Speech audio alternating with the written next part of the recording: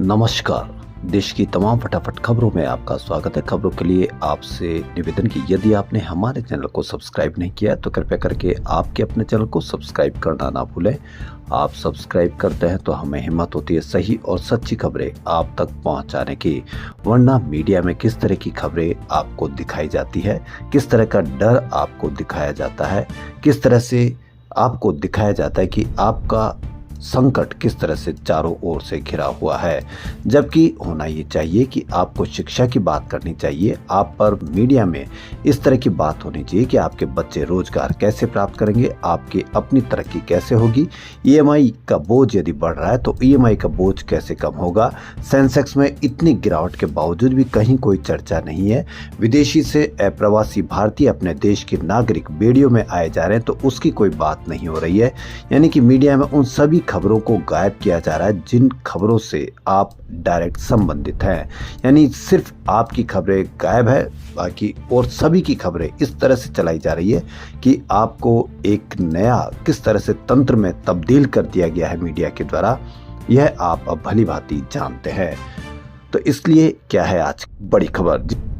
गृह मंत्री अमित शाह पर टिप्पणी के मामले में रायबरेली सांसद और नेता प्रतिपक्ष राहुल गांधी के केस में एमपी एमएलए मजिस्ट्रेट की कोर्ट में आज गवाह के नहीं आने से सुनवाई टल गई।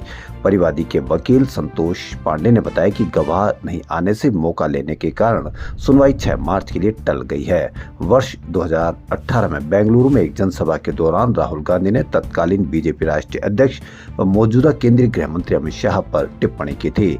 इस पर कोतवाली देहात थाने के हनुमानगंज निवासी कोऑपरेटिव के पूर्व चेयरमैन विजय मिश्रा ने राहुल गांधी के खिलाफ मानहानि का मुकदमा दायर किया था। राहुल गांधी ने आरोपों से इनकार कर दिया था। वहीं भाजपा नेता पीसी जॉर्ज का कोर्ट में सरेंडर किया गया। भारतीय मुसलमानों पर दिया था भड़काऊ बयान। जी हां, 5 जनवरी को एक टीवी चैनल में डिबेट के दौरान भारतीय मुसलमानों पर विवादित टिप्पणी करने वाले केरल के भाजपा नेता पीसी जॉर्ज ने सोमवार को कोर्ट में सरेंडर कर दिया। इससे पहले केरल हाई कोर्ट ने भाजपा नेता की कड़ी फटकार लगाते हुए अग्रिम जमानत याचिका खारिज कर दी थी। जब जॉर्ज अदालत पहुंचे तो उन्हें गिरफ्तारी के लिए उनके घर पर पुलिस बल भारी संख्या में तैनात था। भाजपा नेता पीसी जॉर्ज ने कोट्टयम जिले की एक मजिस्ट्रेट अदालत में आत्मसमर्पण कर दिया। इससे पहले शुक्रवार को केरल हाई कोर्ट ने उनकी अग्रिम जमानत याचिका ये कहते हुए खारिज कर दी थी कि उन्होंने 2022 के एक समान मामले में जमानत की शर्तों का उल्लंघन किया था। जस्टिस पीवी कुन्नी कृष्णन ने कहा कि अगर अदालत ऐसे मामले में जमानत देती है तो समाज में गलत संदेश जाएगा। वहीं आए दिन ये खबर देखने को मिलती है कि टूटी हुई सीट्स पे यात्रा कर रहे हवाई यात्रा। तो वहीं एक और बड़ी खबर, भाजपा पंजाब के अध्यक्ष सुनील जाखड़ ने इंडिगो एयरलाइंस की सर्विस पर सवाल उठाए। चंडीगढ़ से दिल्ली की यात्रा में जाखड़ की सीट के कुशल ढीले मिले। सोशल मीडिया प्लेटफॉर्म एक्स पर टूटी सीटों की तस्वीर शेयर कर जाखड़ ने कहा कि जब उन्होंने इसे लेकर क्रू मेंबर से बात की तो उन्होंने कंपनी की वेबसाइट पर जाकर शिकायत करने को कहा। नागरिक उड्डयन महानिदेशालय को देखना चाहिए कि प्रमुख एयरलाइंस का यह चलता है वाला रवैया सुरक्षा मापदंडों तक न बढ़े। इससे पहले केंद्रीय कृषि मंत्री शिवराज सिंह चौहान को एयर इंडिया की सुविधाओं पर सवाल उठाए थे। शिवराज को फ्लाइट में टूटी सीट पर बैठकर यात्रा करनी पड़ी थी। क्या हुआ, किसके बाद कितनी चर्चा हुई, यह आप भली भांति जानते हैं। पूर्व प्रधानमंत्री इंदिरा गांधी पर की गई विवादित टिप्पणी और 6 विधायकों के निलंबन के विरोध में आज राजस्थान की राजधानी जयपुर में तनावपूर्ण स्थिति रही।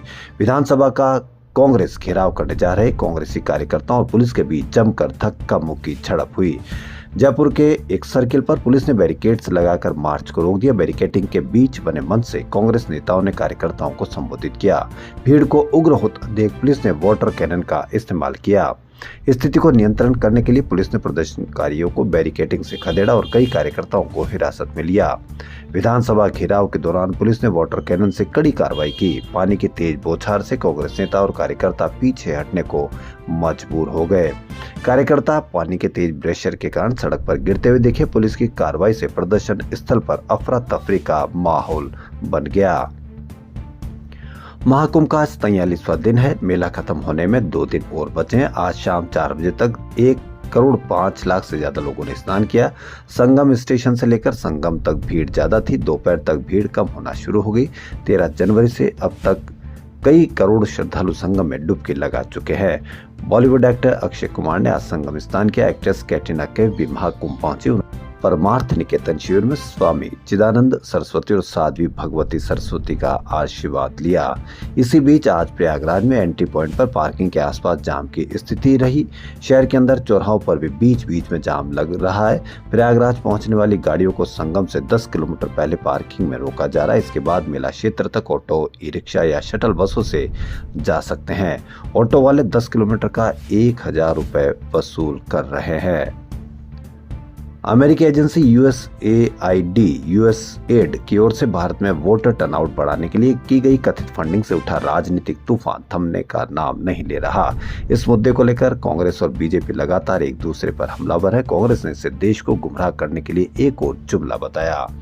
अब तक इस मामले में ताजा लड़ाई आज सुबह तब फिर शुरू हुई जब कांग्रेस प्रवक्ता और दिग्गज नेता जयराम रमेश ने वित्त मंत्रालय की 2023-24 की वार्षिक report social media platform x पर साझा की और कहा कि विवादास्पद USAID US agency for international development scheme 7 परियोजनाओं में शामिल है और यह सरकार के सहयोग से किया जा रहा है। आज दिल्ली विधानसभा के सत्र के दौरान आज विपक्ष ने हंगामा किया, यानी आप पार्टी ने हंगामा किया। नेता प्रतिपक्ष आतिशी ने आरोप लगाया कि दिल्ली में भाजपा के सत्ता में आते ही सीएम ऑफिस से बाबा साहेब अंबेडकर और शहीद भगत सिंह की तस्वीरें हटाई गई। उधर सोमवार को विपक्ष के नेता आतिशी के साथ आप विधायकों ने सीएम ऑफिस के बाहर प्रदर्शन किया। इस दौरान आप विधायकों ने कहा कि भाजपा ने पहली कैबिनेट बैठक में दिल्ली की महिलाओं को 2500 रुपए देने का जो वादा किया था उसे पहले पूरा करे। सदन में पहले दिन नेता प्रतिपक्ष आतिशी बीजेपी पर जमकर बरसी। एक रिपोर्ट पेश किए जाने की संभावना पर आतिशी ने कहा कि एक नियमित प्रक्रिया है और उन्होंने मुख्यमंत्री रहते हुए रिपोर्ट सदन को भेजी थी। दिल्ली विधानसभा में विपक्ष के नेता आतिशी ने कहा कि हमने पिछले 2 दिन से मुख्यमंत्री जी से समय मांगा था और 2 दिन तक हमें समय नहीं मिला और आज हम सत्र के दौरान मुख्यमंत्री रेखा गुप्ता जी से मिलने गए। हमने उनको बताया कि पहली कैबिनेट में जो वादा किया गया था, मोदी जी ने जो गारंटी दी थी वो वादा टूट गया है, वो गारंटी झूठी साबित हुई है। हमें उम्मीद है कि 8 मार्च को महिला सम्मान योजना की पहली किस्त 2500 रुपए दिल्ली की हर महिला के खाते में जरूर आएगी। प्रधानमंत्री मोदी ने आज बिहार के भागलपुर में कहा कि ये जो जंगल राज वाले हैं, इनको हमारी धरोहर आस्था से नफरत है। वे महाकुंभ को गाली दे रहे हैं। राम मंदिर से चिढ़ने वाले लोग महाकुंभ को भी कोसने का कोई मौका नहीं छोड़ रहे हैं। जनता इन्हें माफ नहीं करेगी। पीएम ने कहा कि जिन्होंने पशुओं को चारा खाया वे हालात को बदल नहीं सकते। भाषण की शुरुआत पीएम ने अंगिका बिहार की बोली में लोगों को प्रणाम किया। नीतीश कुमार को लाडला मुख्यमंत्री बताया। मोदी ने अपने भाषण में 6 बार जंगल राज और 3 बार कांग्रेस का जिक्र कर घेरा। कहा पहले छोटे किसान का हक बिचौलिया हड़प लेते थे, लेकिन ये मोदी है, नीतीश है जो किसानों का हक किसी को नहीं खाने देंगे। खबरों फिलहाल इतना ही। यदि आपको हमारा चैनल पसंद आए तो लाइक, सब्सक्राइब और शेयर अवश्य करें। धन्यवाद।